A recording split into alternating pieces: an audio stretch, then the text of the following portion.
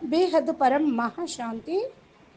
బేహద్ ఆత్మిక పరివారంకు, ఆత్మిక సోదరి సోదరులకు బాపూజీ దశరథభాయ్ పటేల్ తెలుగు ఛానల్కు స్వాగతం. ఈరోజు మనము సాక్షి బెహన్ ద్వారా ఆరాని దృఢంగా చేసుకుంటే మనలో వచ్చేటువంటి మార్పులు, దీని యొక్క లక్షణాలు ఎలా ఉంటాయో తెలుసుకుందాము.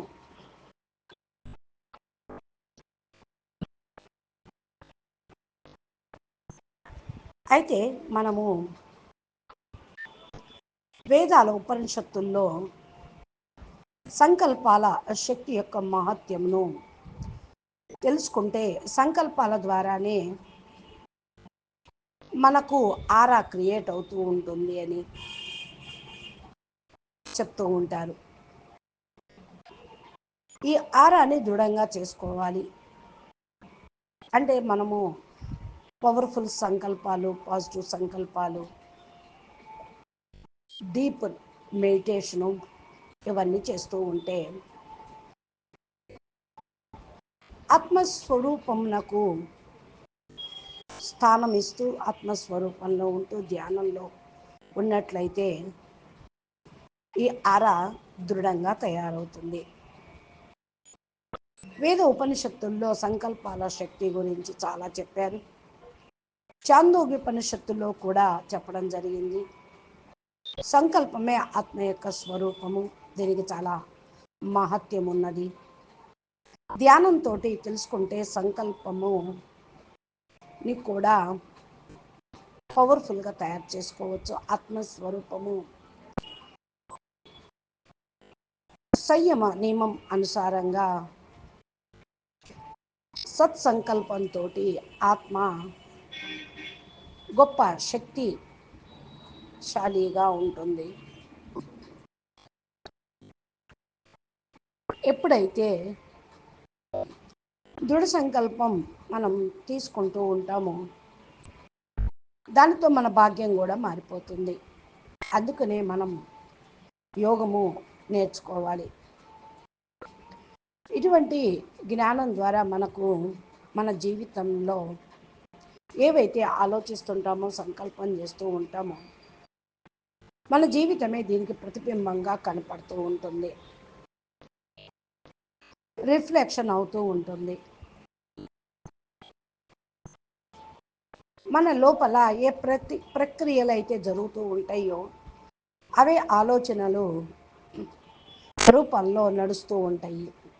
మనం ఏదైతే సంకల్పం చేస్తూ ఉంటామో అదే ప్రతిక్రియ అనుసారంగా బయటి రిఫ్లెక్షన్లు కూడా జరుగుతూ ఉంటాయి.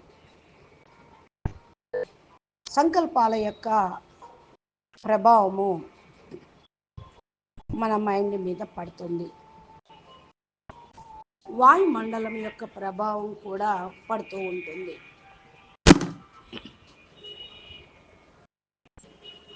కేవలం మన ఆలోచనలు, సంకల్పాల కారణం వల్లే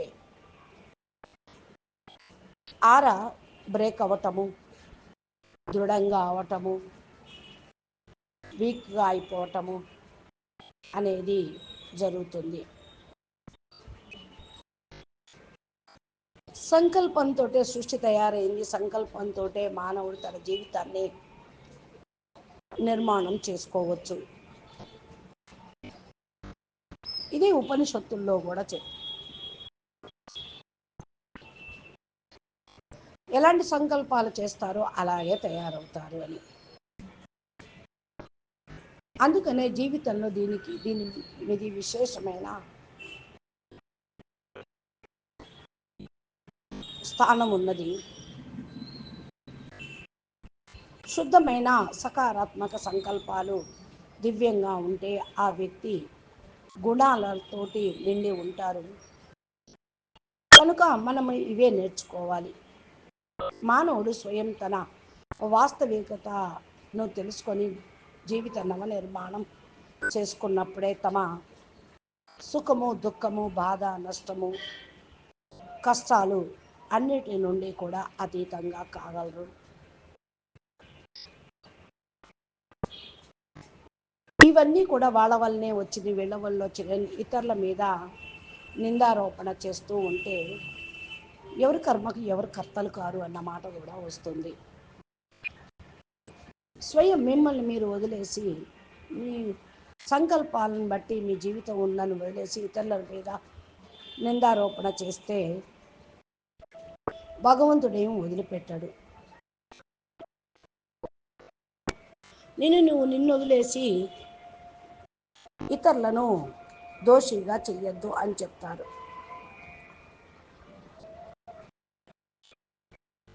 ఏదైతే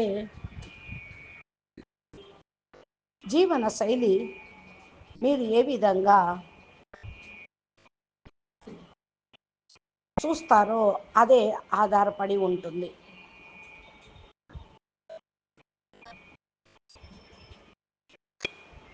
మనసు యొక్క యజ్ఞము సంకల్పాల యజ్ఞమే కానీ ఇంద్రియాల యజ్ఞం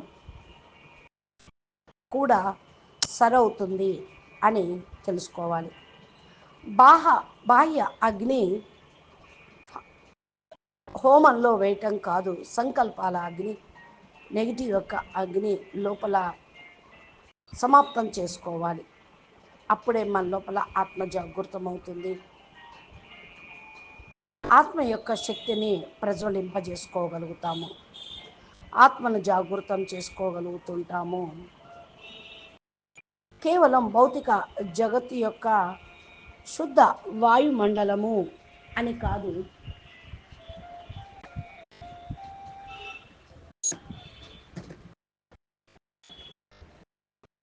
మీ అంతర్శుద్ధి కూడా, అంతర్వాయుమండలం కూడా ఆధ్యాత్మిక జీవితం మీద ప్రభావం చూపిస్తూ ఉంటుంది.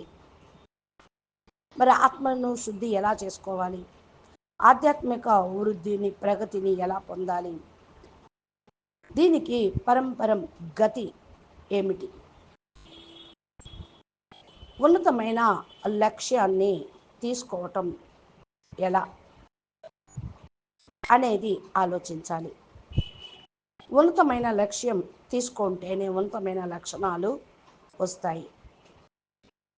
ఉన్నతమైన లక్షణము ఏమిటి అంటే, మీరు ఎంతగా పరమాత్మను జ్ఞాపకం చేస్తారో అంత పరమాత్మలో లీనమవుతారు. పరమాత్మ స్థిరంగా మనసు బుద్ధిలో కూడా ఉండిపోతూ ఉంటారు. ఎంతగా పరమాత్మ మీ మన బుద్ధిలో ఉంటూ ఉంటారో అంత ప్యూరిటీ మీకు లభిస్తూ ఉంటుంది. అంతగా పరం శుద్ధం, పరమ ప్రాప్తులు లభిస్తూ ఉంటాయి. అంతగా మనము జీవన్ముక్తులం అవుతాము. మన యొక్క టైటిల్ ఇదే. దీనికి సంబంధించిన విషయము ఇక్కడ చూడండి. ఈరోజు మనము ఆరా మరియు మోక్షము ఉన్నటువంటి సంబంధం ఏంటి? ఎవరో అడిగారు నన్ను దీనికి సమాధానం చెప్పమని. అందుకే నేను చెప్తున్నాను, ఆరా మరియు మోక్షము ఏమిటి? ఆత్మ యొక్క పూర్ణ జ్ఞానమే. ఆత్మ యొక్క జ్ఞానం లభిస్తేనే మోక్ష ప్రాప్తి లభిస్తుంది. ఇకపోతే ఇక్కడ ఆరా యొక్క టాపిక్ భూమిక కనుక ఈ ప్రశ్నే మనం డిస్కషన్ చేస్తే అన్ని సమాధానాలు వస్తూ ఉంటాయి. ఆభా మండలంని దృఢంగా చేసుకుంటే జీవితంలో వచ్చేటువంటి పరివర్తన లక్షణాలు అంటే, ఆభా మండలము మన శారీరక, మానసిక మరియు ఆధ్యాత్మిక ఊర్జా క్షేత్రం యొక్క ప్రతిబింబము. బాపూజీ కూడా ఇదే చెప్తూ ఉంటారు. మన యొక్క ఆరా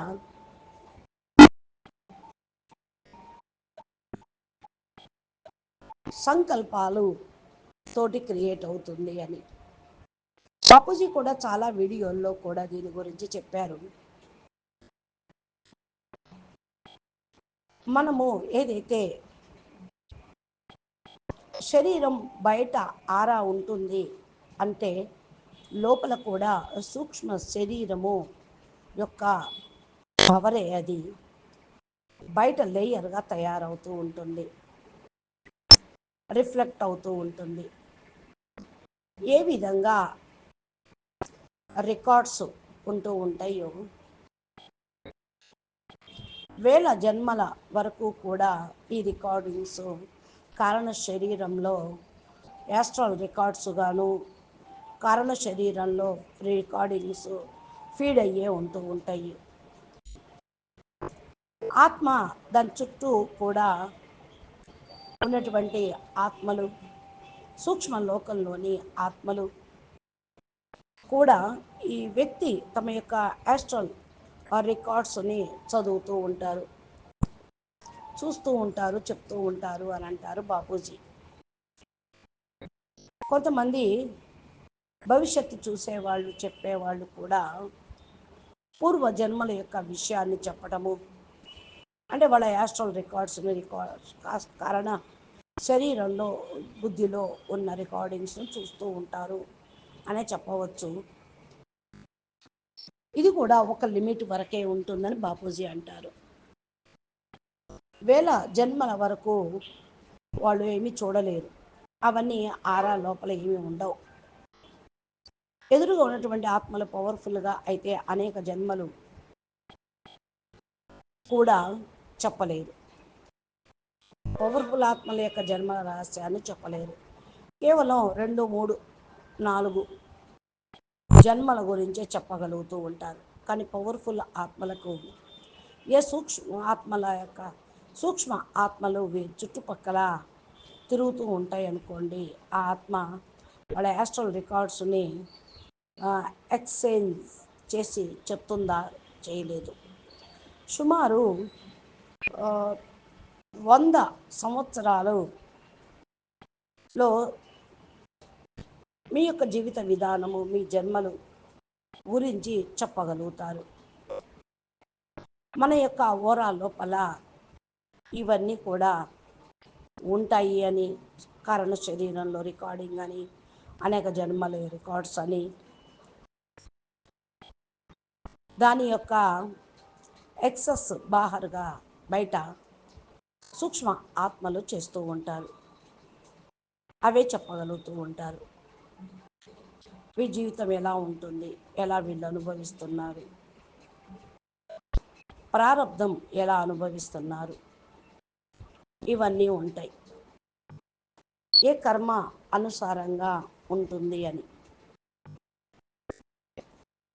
మన యొక్క ఆభా మండలము మన శారీరక మరియు మానసిక ఆధ్యాత్మిక ఊర్జ క్షేత్రం యొక్క ప్రతిబింబము. మనలాంటి కర్మలు అనగా మనము ఎలాంటి కర్మ చేస్తామో అలాగే మన ఆరా ప్రతిబింబము రూపంలో అవన్నీ చూపిస్తూ ఉంటుంది, అవి రిఫ్లెక్షన్ అవుతూ ఉంటాయి. అనగా మీ యొక్క కర్మల యొక్క శారీరక మానసిక ఆధ్యాత్మిక ఊర్జాని రిఫ్లెక్షన్ చేస్తుంది అని. మీరు గనక పవర్ఫుల్గా అయితే మీ ఆరా పవర్ఫుల్గా ఉంటుంది.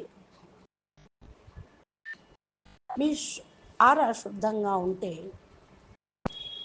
మీ నెగిటివ్ ఆలోచనల్ని ఆరా శుద్ధంగా ఉంటే మీ ఆలోచనలు పాజిటివ్గా ఉంటాయి.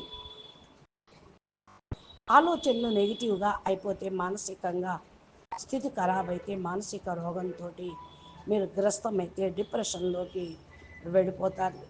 ఈ విధంగా మీ ఆరా నెగిటివ్గా ఉంటే నిశ్చిత రూపంలో అవన్నీ ఉంటూ ఉంటాయి. మానసిక రూపంలో నేనైతే స్వస్థంగా ఉన్నాను, మానసికంగా ఊర్జా నాది బాగుంది, ఆధ్యాత్మికంగా ఊర్జా నాది చాలా బాగుంది అనుకున్నప్పుడు ఇదంతా పాజిటివ్ వైబ్రేషన్లు ఉంటాయి. కానీ ఎక్కడైనా మానసిక ఊర్జ గడబిడ అయింది అంటే నిశ్చింతగా మీ యొక్క ఆరా రిఫ్లెక్ట్ తప్పకుండా అయినట్టే. ఏ వ్యక్తి కూడా ఈ మాట చెప్పలేరు, నేను లోపల బయట ఖుషీగా ఉన్నాను అని. నేను సదా ఖుషీగా ఉన్నానని ఎవరు చెప్పలేరు. అంటే లోపల అనేక రకాల రిఫ్లెక్షన్స్ ఉంటూ ఉంటాయి. మీ ఆరాలో ఎవరి యొక్క, ఏ వ్యక్తి యొక్క ఆభ మండలం దృఢంగా ఉన్నట్లయితే అదే ఆలోచనలు మీకు వస్తూ ఉంటాయి. మీ భావనలు, మీ జీవన శైలి స్వాభావిక రూపంతో ఉత్తమ స్టేజిలో చేరుకుంటూ ఉంటుంది. ఇది కూడా ఫిక్సే. అనగా మనము మనుషులము ఎలా ఉంటాము, ఆరా ఎలా అర్థమవుతుంది, ఆధ్యాత్మిక ఊర్జ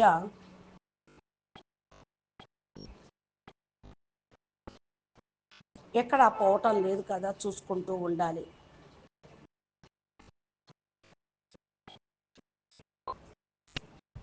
ఇప్పుడు మీరు మీ భావనలను, మీ జీవిత శైలిని, మీ యొక్క స్వాభావిక రూపము లోకి అవన్నీ వచ్చేస్తూ ఉంటాయి. దీనితో మీకు తెలిసిపోతూ ఉంటుంది.